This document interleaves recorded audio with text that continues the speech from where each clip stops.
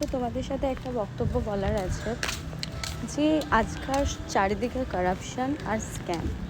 এতদিন আমরা ভাবতাম স্ক্যাম শুধু অন্য জায়গা থেকে হয়, কোনো ফ্রড থেকে হয়, কিন্তু এসবিআইও যে কীভাবে স্ক্যাম করাতে পারে মানুষের সাথে, মানুষকে জোর করে যে কোনো কিছু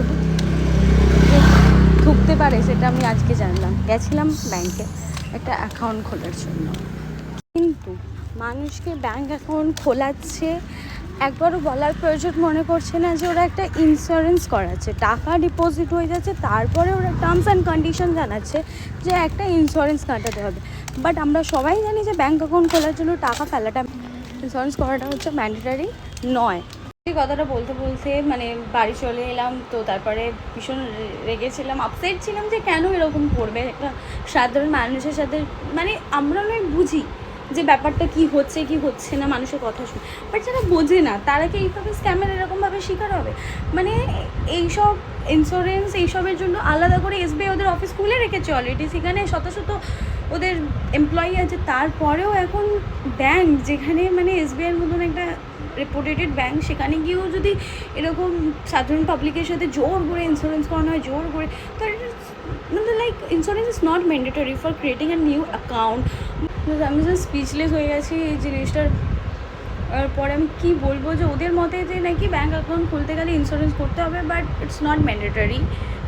এটা ম্যান্ডেটরি না যে ইন্স্যুরেন্সটা করার, সেটা তোমরা আমাদেরকে শুরুতে বলে দাও যে হ্যাঁ আমরা একটা ইন্স্যুরেন্স করাবো অ্যাকাউন্টের সাথে রিলেটেড, তো আমি তাও মানছি যে হ্যাঁ ঠিক আছে। বাট ওরা কিছু বলছে না, টাকাটি পুরো একদম প্রসিডিওর স্মুথলি করে নিচ্ছে, অ্যাকাউন্ট খুলিয়ে দিচ্ছে, টাকা ডিপোজিট করে দিচ্ছে। মেন যখন সব কিছু সিগনেচার হবে, পাসবুক দেবে, তখন তোমরা জানাচ্ছ যে তোমার কাছে এইভাবে টাকা কাটা হবে, তাও তোমরা জানাচ্ছ না। যদি আমরা নিজে থেকে না জিজ্ঞাসা করি সেরকমভাবে যে কেন আমার এটা কাটছে ওটা কাটছে, তোমাদের ব্যাঙ্ক অ্যাকাউন্ট আমি বলছি এসবিআই বলার কি একটু প্রয়োজন মনে করো না নাকি? এইগুলো বলে না ওদের ব্যাঙ্কের অ্যাকাউন্টের লেটার বক্স থেকে, ওখানে এগুলোর কমপ্লেন ফেলা দরকার। Please don't do this. ওদের এমপ্লয়ীদের কথা কি যে বছরে তো এই টাকাটা আমরা খেয়েই উড়িয়ে দিই। তো আমি সবাই তো খেয়ে ওড়াই না, সবার কাছে সেই সামর্থ্যটা থাকে না যে সবাই। এখন যদি আপনারা এত টাকা মোটা মাইনে পান, তো আপনারা গিয়ে 500 টাকার খাবার খেতে পারেন, কিন্তু সবাই তো সেটা পারে না খাবারটা খেতে। তাদের কাছে বছরে 500 টাকাটা অনেক ম্যাটার করে, যেটা কি ওরা ইন্স্যুরেন্স করাচ্ছে। ইন্স্যুরেন্সটা কি, সেইটা আমি মরবো তারপরে আমি টাকাটা পাবো।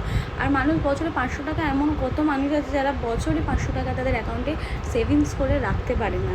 তো আপনাদের কাছে যেহেতু আপনাদের পকেটটা গরম, তাই আপনাদের কাছে 500 টাকার ভ্যালু না থাকতে পারে, বাট আমাদের মধ্যে সাধারণ মিডল ক্লাস ফ্যামিলির কাছে 500 টাকার অনেক ভ্যালু আছে। আমরা জানি 500 টাকা দিয়ে কীভাবে এক সপ্তাহ চালানো যায়, এক সপ্তাহ বাজার আনা যায়। কি বলবো, এত corruption, so much corruption everywhere. কি বলবো, ভীষণ খারাপ লেগেছে আমার আজকে। এরকম স্ক্যাম করা দরকারই নেই।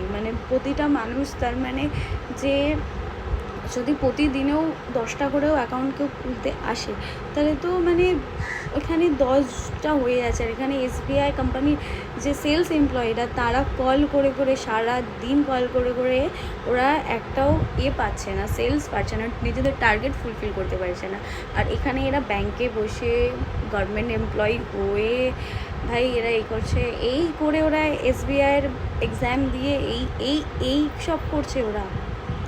ভাবলে কেমন লাগে যে এরা এসবিআইয়ের exam, competitive tough exam complete করে এরা এমপ্লয়ি হয়েছে। Seriously worst bank ever, SBI is worst bank ever, so much worst experience। আমার এতদিন ধরে এসবিআই অ্যাকাউন্ট ছিল না, আমি ভাবলাম আমার বাড়ির যেহেতু কাছে, তো এসবিআই অ্যাকাউন্ট খুলে আমার ছিল যে পাঞ্জাব, অ্যাটলিস্ট পাঞ্জাব এরকম হিডেন কোনো টার্মস অ্যান্ড কন্ডিশন রাখে না, অ্যাটলিস্ট আমি যেটুকুনি জানি। তো তোমরাও যদি প্লিজ এসবিআই গিয়ে থাকো আর এই স্ক্যামের শিকার হয়েও না, তোমরাও এভাবে জিজ্ঞাসা করো, খোলার আগে জিজ্ঞাসা করো যে আপনারা কি এরকম কিছু করছে না, করলেও আমি করতে চাই না। তাতে যদি ওরা ব্যাঙ্ক অ্যাকাউন্ট খুলতে দেয় তো খুলবেন না, নাহলে অনেক এরকম ব্যাঙ্ক অ্যাকাউন্ট আছে, সেখানে গিয়ে আপনারা প্লিজ খুলুন। এদের এরকম ভুয়ো স্ক্যামের শিকার হবেন না।